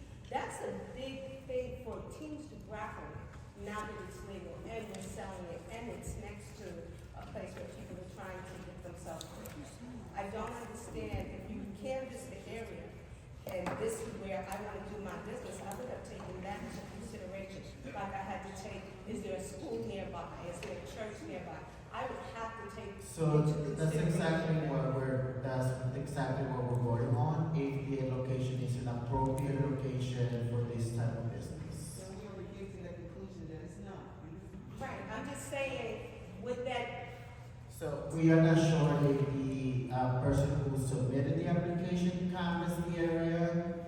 We just received the application for that specific location, and that's what we're presenting to the rest of the board. well, I would think that would also be part of the requirement, when you're looking to see how is the distance with the school or whatever. Right, but that's not what the Office of Cannabis is. We got the information from the Office of Cannabis Management. The information they gave us was limited to the applicant, and I mean, Carla can speak more towards it.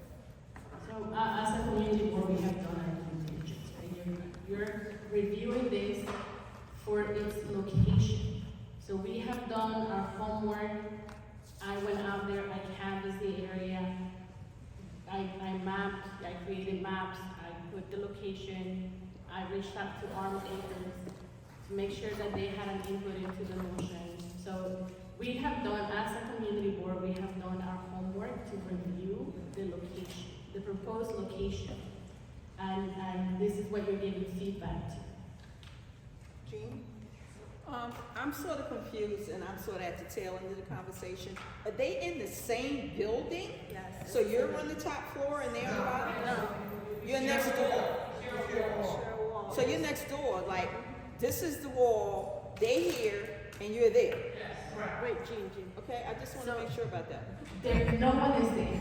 The space is vacant and it's up for rent at the moment. Okay, then that's So my next their question. proposed location is on Jerome Avenue and Arms Acres is within the same building, but their entrance is on 213. Okay. But it's the same building. See, my other question is this. There are a lot of vacant properties on Jerome Avenue. I don't have clearly in my head what the exact location is, but I know for a fact that there are a lot of vacant properties up and down Jerome Avenue. So if there are all these vacant properties, why that particular? That's what I'm confused. We don't know specifically. I mean, we why, don't have that to do with that we were part. not given the previews of everything. We were given the information we had. It was brought to the health committee. The health committee did not meet quorum. Like I said, it was moved on to exec, and we're following our due diligence to get this information to the board to come to a consensus and have an actual vote whether we want to consider sending a letter of support.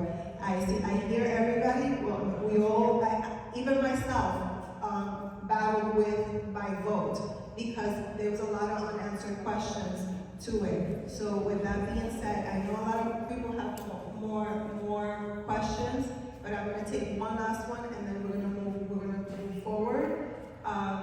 And whatever the vote is, it's what we stand on as a community board, and we did our job.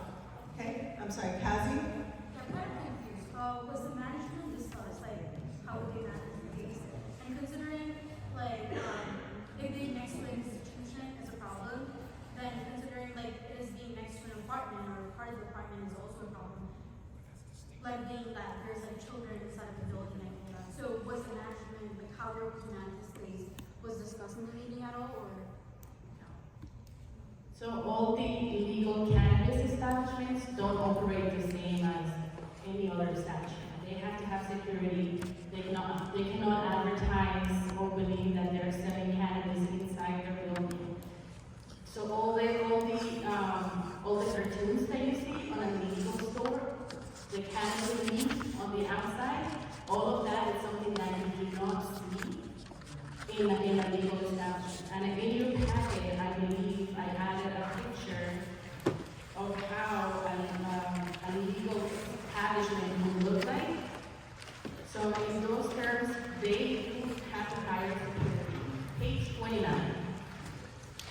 And they also have to card, you have to show your ID, and you have to be above age, legal age, in order to enter this establishment. And now you know another piece of information,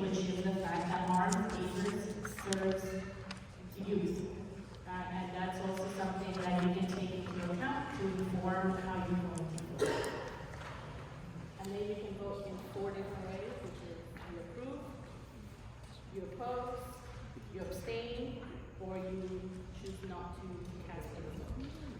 Jake, I know you had a question. I'll get to it.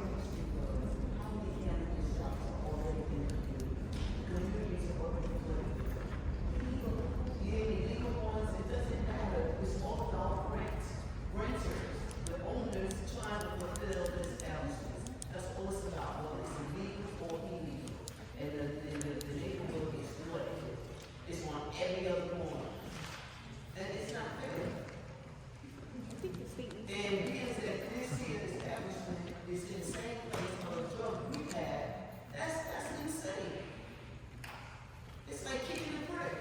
You can't kick the brick. You're gonna bleed.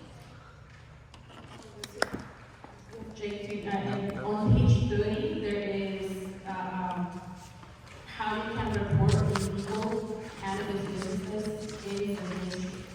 At the moment, we do not have any legal dispensaries. What we have is the medical cannabis.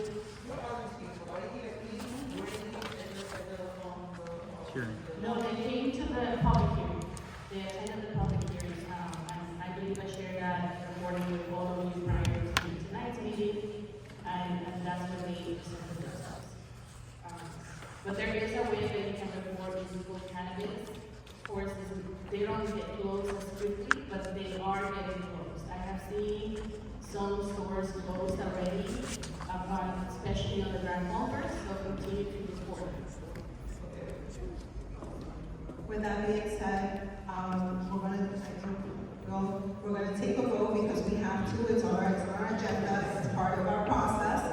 So we're gonna take a vote and I'm gonna read the motion once again. So we have it clear. Bronx Community Board 7 to consider sending a letter of support to the Office of Cannabis Management for an adult use cannabis retail dispensary license at 3584 Jerome Avenue, Bronx, New York, 10462.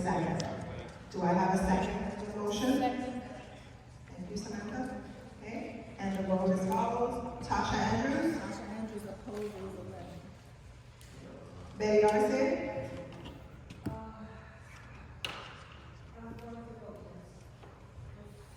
Jahira is voting no. Eric Asensio. Both yes. Toby Buford. Votes no. Kamali Corley.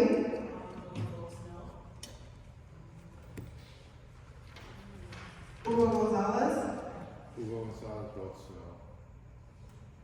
Lowell Green. I vote no. Leslie Harrison. Helene Harmon Kanowski.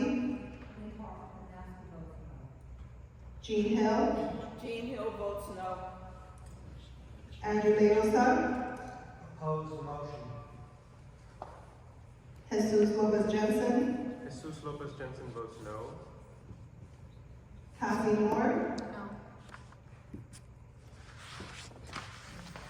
Marianne Paz Feliz. Marianne Parra votes no. Diana Peña. Daisy Perry. Perry votes no. Edgar Ramos.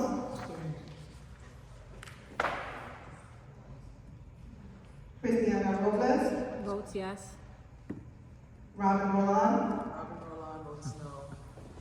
Chad Royer. Chad Royer votes no. Samantha Sabates. I don't know. Barbara Stronser. votes no. And Jake Wilson. Okay, the noes have it. Okay, and that is right here. Okay? Moving on.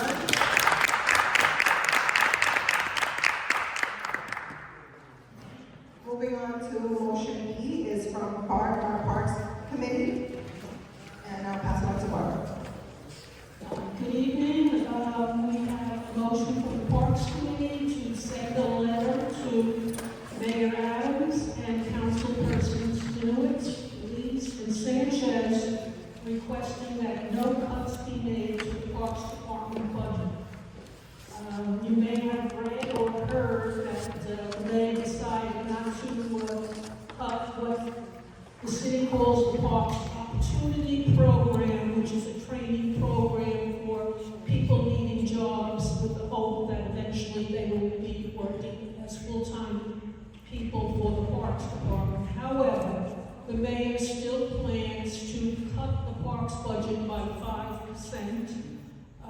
We have 11 parks within Community Board 7, many new buildings going up, and we're asking for the board's support in sending this letter requesting that no cuts be made in our Parks Department budget.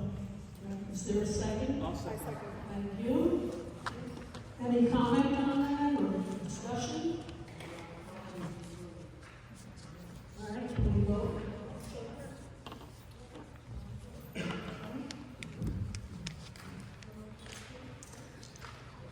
We'll vote on letter to the mayor and the city council persons requesting no cuts be made to the Parks Department budget. Tasha Andrews? Betty Arce? Jahira Ramos votes yes. Eric Asensio? Toby Buford? Kamala Corley? Hugo Gonzalez? Paul Reed? Leslie Harrison? Helene Harmon-Kanowski? Jean Hill? Jean Hill votes yes. Andrew Leosa? Supports the motion. Jesus Lopez Jensen? Jesus Lopez Jensen votes yes. Cassie Moore? Yes. Marian Parra Feliz? Taina Peña? Daisy Perry?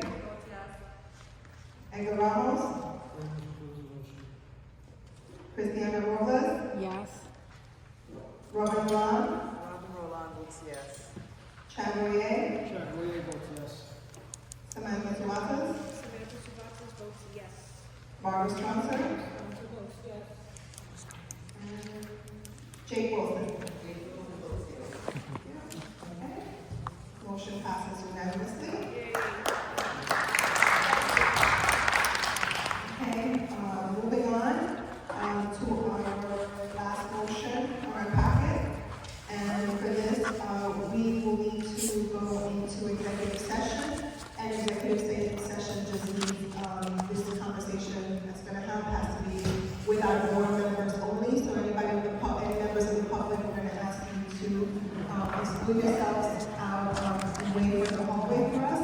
Do I have a motion to go into executive session? Don't matter. Thank you. Don't stay. Don't talk about this. Okay, the reason why we will be selecting a candidate for the vacant position of community development.